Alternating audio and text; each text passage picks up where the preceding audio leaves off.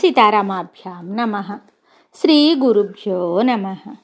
శ్రీమద్ వాల్మీకి రామాయణము అయోధ్యాకాండము 47వ సర్గము.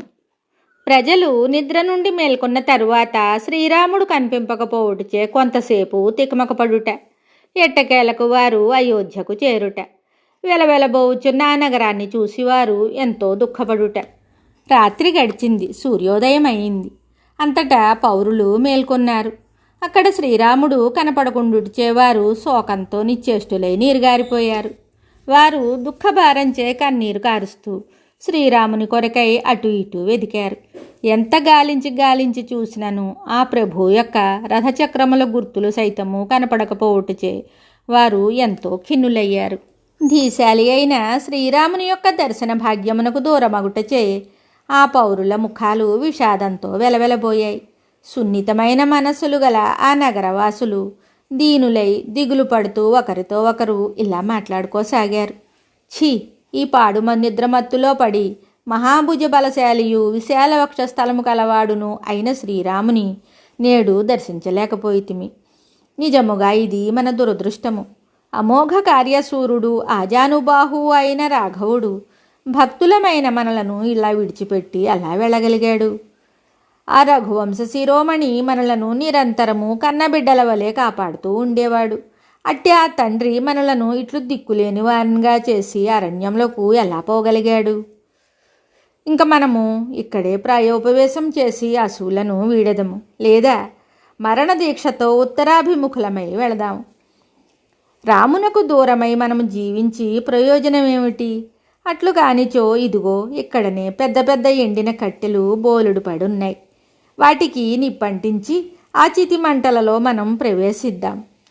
శ్రీరాముడెక్కడా అని అయోధ్యలోని వారు అడిగినచో వారికి మనం ఏమని చెప్పగలం? ఆజానుబాహువు, అసూయను ఎరగనివాడు, ఎల్లప్పుడూ ప్రియముగా మాట్లాడేవాడు అయిన శ్రీరాముని అడవులలో విడిచి వచ్చాము అని వారితో ఎలా చెప్పగలం? అయోధ్యలోని బాలబాలికలు, స్త్రీ పురుషులు, వృద్ధులు మొదలగు వారందరూ శ్రీరాముడు లేని మనలను చూసి అంతయు నిస్పృహ చెందుతారు.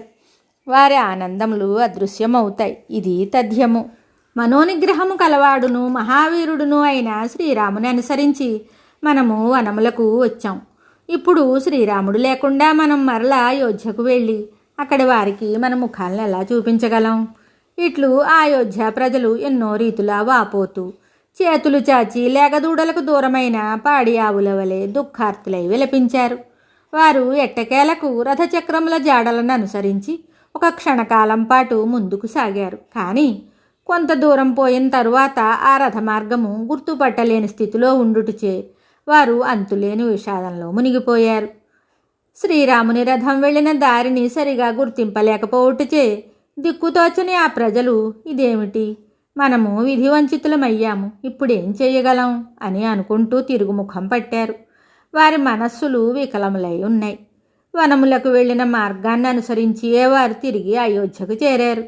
అప్పుడు అయోధ్యలోని ప్రజలందరూ వ్యధిత హృదయులై ఉన్నారు. అట్టి నగరాన్ని చూసి వారు మనస్తాపానికి లోనయ్యారు. కన్నులు వాచిపోవునట్లుగా వారు కన్నీరు మున్నీరుగా విలపించారు.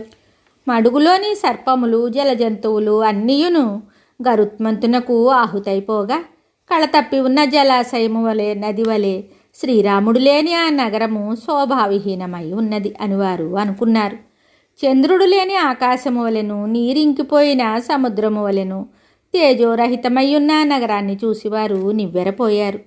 తీవ్ర దుఃఖంతో బాధపడుచున్న ప్రజల దీనస్థితికి వారి ఆనందములు ఆవిరైపోయాయి.